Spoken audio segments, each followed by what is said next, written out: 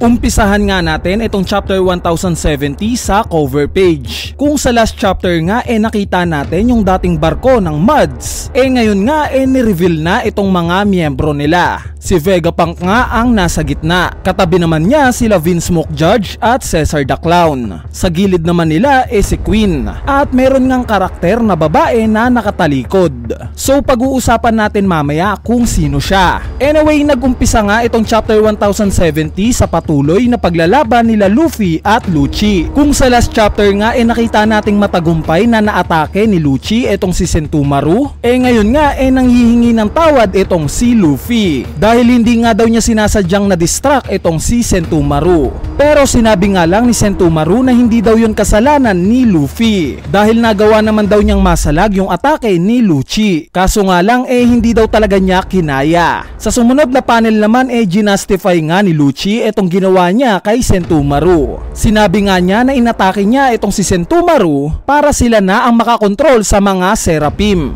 At nung oras nga natutuluyan na ni Lucci itong si Sentomaru, bigla nang umatake itong si Luffy. Hinawakan nga niya itong si Lucci at inikot-ikot sabay hinagis. Sa kabilang banda naman itong Seraphim Mihawk at Jinbei nga inaatake itong mga tauhan ng CP0. Nung makita nga yun ni Kaku nag-alala ito na baka maubusan sila ng mga tauhan. Kaya naman sinuggest nga niya kay Stacy na labanan na nila itong mga Seraphim. Pumayag naman itong si Stacy. Pero may pag-aalinlangan nga siya ng konti dahil mga bata pa daw ang mga Seraphim. At mataas pa daw ang mga potensyal neto kung sisirain lang nila. So sa part nga na to kinumpirma lang na itong mga version ng mga Seraphim na nakikita natin ito pa yung mahihinang version. Meaning pag tumanda na yung appearance na itong mga Seraphim yun na ang mga pinakamalalakas na versions nila. Kaya naman dahil nga sa sinabing to ni Stacy parang may foreshadowing nga na ginawa itong si Oda na pwedeng later on gamitin ni Bonnie itong devil fruit niya sa mga Seraphim para maging adult version sila. Anyway, bigla ngang nalipat yung scene sa lokasyon netong sila Vegapunk dahil nga sa napapanood ng Straw Hat Pirates yung mga nagaganap sa ibaba netong Egghead Island napansin nga ni Franky itong paglangoy ng Seraphim Jinbei sa lupa. Ang una ngang pumasok sa isip niya patay na si Senior Pink since oo nga naman para nga makuha ang devil fruit ng isang user kailangan muna na mamatay ito. Diba? Pero pinabulaanan nga yan ni Vegapunk. Sinabi nga niya na itong iniiyakan ni Franky na si Senior Pink currently daw na nasa Impel Down. Kaya naman tinanong nga ni Franky na kung ganun naman daw pala ang ibig sabihin daw ba nito ni-replicate ni Vegapunk yung devil fruit ni Senior Pink? Bali bago nga sagutin ni Vegapunk yung tanong ni Franky in-explain niya muna yung buong concept ng pagre-replicate ng mga devil fruits. Yung normal Zoan devil fruit nga daw madali lang i-reproduce. Gaya na lang daw ng ginawa ni Cesar the Clown sa mga Smile devil fruits. Yung Lugia devil fruit naman daw kahit anong gawin niya hindi niya daw yun kayang i-replicate. So this makes sense. Dahil although nakitaan nga natin itong mga pacifistas at yung mga Seraphim na nakakagamit ng laser galing sa devil fruit ni Admiral Kizaru hindi naman sinabi na aktwal na nagaya ni Vegapunk yung devil fruit ni Kizaru at pinakain sa mga pacifistas. Diba? Sa tingin ko nga in-extract lang ni Vegapunk yung kakayanan ng devil fruit ni Kizaru at inilagay ito sa mga Seraphim at pacifistas. So this makes sense, diba? Anyway, sa part naman daw ng mythical Zoan devil fruits kaya nga daw i-replicate ito ni Dr. Vegapunk. Kaso nga lang kakailanganin daw niya ng napakahabang panahon at maraming pera para maging successful ito. At depende pa daw yung awakening ng mythical Zoan kung gagana ba sa replication. Since hindi pa nga daw niya yon nasasaksihan. So speaking of nasasaksihan yung tinutukoy nga ni Vegapunk na kailangan ng mahabang panahon at maraming pera nagawa na nga niya yon sa replication ng devil fruit ni Kaido. Kung saan alam naman natin na nakain ito ni Momonosuke. Ang naging failure nga lang sa ginawa niya yung naging iba ang kulay ng mismong dragon na si Momonosuke. Bali sa part naman daw ng Paramisia hindi daw ito pwedeng aktwal na i-replicate. Pero natuklasan nga daw ni Vegapunk na kung makakakuha ka ng lineage factor sa mismong devil fruit user at mapapanatili mo ito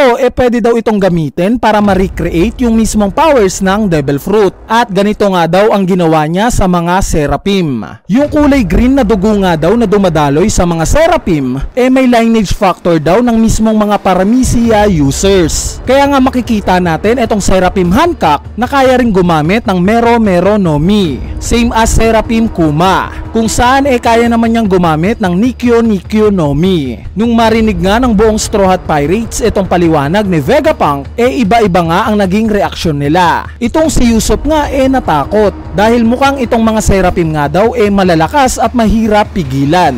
Si Franky naman napahanga lalo sa talino netong si Vegapunk. At itong sila Sanji at Robin naman medyo nabahala dahil hawak nga ng Marines yung mga Seraphim, meaning kalaban nila ang mga ito. Sa sumunod na panel naman nagpatuloy nga ulit itong laban nila Luffy at Lucci. Nung oras nga na nakatayo itong si Lucci dahil sa resulta ng pagkakahagi sa kanya kanina ni Luffy, bigla na nga niya ulit inatake itong si Sentomaru. Pero bago pa nga siya makalapit biglang sumulpot itong napakalaking muka ni Luffy. Nagmukha ngang bulldozer itong si Luffy dahil lahat nga ng madaanan ng bunganga niya kinakain niya. At hindi nga tayo nagkamali, kinain nga niya ng buo itong si Rob Lucci, pero binuga nga rin niya kaagad ito. Siguro hindi trip ni Luffy na kumain ng pusa, de joke lang. Anyway, nung gumanti nga ng atake itong si Lucci, mabilis nga lang yung nailagan ni Luffy. At gamit nga yung tubo sa likuran niya, ginawa nga niya itong parang tirador, kung saan ginamit nga niya ito bilang momentum para umatake ng Don Rocket. Ang naging resulta nga neto sobrang napuruhan itong si Lucci, since halos mabutas na nga itong sikmura niya. At yes, tuluyan na ngang natalo ni Luffy itong si Lucci. Sa kabilang banda naman fast forward nga yung mga pangyayari. Tuluyan na ngang nakatakas itong sila Jinbei, Chopper at Bonnie papunta sa vacuum rocket, kung saan papunta na nga sila sa itaas ng Punk Records para itakas itong si Vegapunk. Nung nakarating na nga sila sa Punk Records agad nilang pinaayos itong si Atlas. Si Bonnie naman nakita nating galit na galit pa rin kay Vegapunk, syempre dahil sa sitwasyon ng tatay niyang si Kuma. Sa sumunod na panel naman pinag-uusapan nga nila Nami at Usopp yung tangkang pagpatay kay Vegapunk ng mga Marines at ng CP0. Tinanong nga ni Usopp kung bakit gustong patayin ng CP0 itong si Vegapunk. Asit nga daw siya ng mga ito, 'di ba? Hinala nga ni Usopp na baka iniisip daw ng mga Marines na threat na itong si Vegapunk para sa kanila, since napakatalino nga daw neto. Bali sinagot nga lang ni Vegapunk itong si Usopp na hindi daw niya magagawa na kalabanin ang mga Marines, at hindi nga niya alam kung bakit daw siya papatayin ng mga ito. Pero dahil may Emperor nga daw na dumating para sa kanya, mukhang tadhana na nga daw ang makakapagsabi kung ano ang mga susunod na mangyayari. At dito naramdaman na nga ng Straw Hat Pirates na sasama sa kanila si Vegapunk. Kaya naman sila Franky at Usopp nga na-excite. Si Nami naman natakot. At itong si Sanji naman sinabi na bago nga daw sumama sa kanila itong si Vegapunk, tanggalin nga daw muna neto yung sapatos na nakasuot sa kanila. Sa sumunod na panel naman nakita nga natin na mukhang patay na nga talaga itong si Sentomaru, since hawak na nga ngayon nila Rob Lucci itong mga Seraphim. Sinabi nga ni Lucci na nagpapahintay daw sa kanila yung mga Marines, pero kung hihintayin pa nga daw sila baka makatakas na itong Straw Hat Pirates. Kaya naman nakaporma na nga itong grupo ng CP0 na mukhang aatake na sila pataas sa Punk Records. At sa huling panel nga ng chapter na to nakita na natin si Admiral Kizaru. Nag-aalala nga siya dahil naging kakampi na ng Straw Hat Pirates itong si Vegapunk, at ang ibig sabihin lang daw nun mas mabilis na silang makakatakas. Pero hindi nga daw niya yon hahayaan. Kaya naman nakita nga natin na nanghingi ng napakaraming battleship itong si Kizaru, at mukhang buong pwersa nga niyang pipigilan itong Straw Hat Pirates na makalabas ng buhay sa Egghead Island. At dito na nga nagtatapos itong chapter 1070. Bali ngayon pag-usapan naman natin ang mga pangyayari sa chapter na to. Unahin na natin itong cover page. I'm sure na nung makita nyo itong isa pang scientist ng MUDs na babae, ang unang pumasok sa isip nyo si Stacy, dahil it makes sense nga naman. Sa last cover story nga ipinakita na ang financer ng MUDs noon itong si Dewfield. At during Whole Cake Island arc nga nung nag-comment etong si Stassi patungkol kay Pudding na kamukha nga daw niya ito nung kabataan niya, pabirungang sinabi ni Duffield kung ilang dekada na daw ba yun. Plus sa Vivery card information nga ni Stassi, nilagay ni Oda na sekreto daw ang edad na itong si Stassi. Meaning mataas ang posibilidad na matanda na talaga itong si Stassi. Matanda na mukhang bata lang.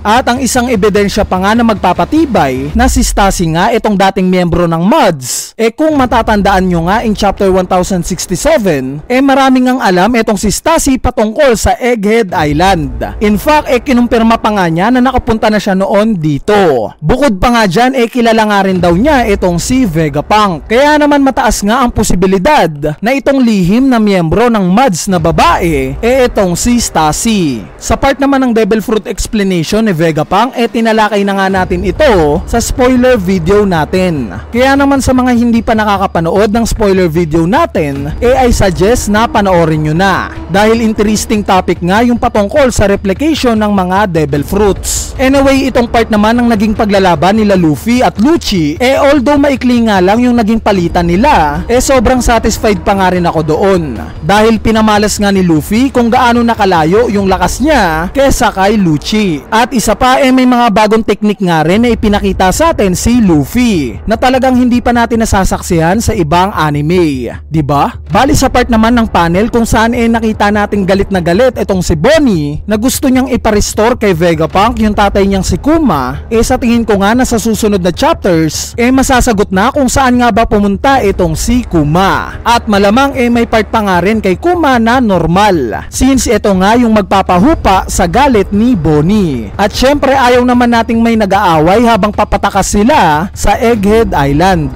diba? Anyway, iniklian ko nga lang itong explanation sa chapter na to dahil marami nga akong idea na ibabato sa mga susunod na videos natin. Kaya stay tuned lang dito para sa mas maraming One Piece happenings. Bali dito na nga nagtatapos itong chapter review natin para sa latest chapter ng manga na chapter 1070. So yun lang, peace!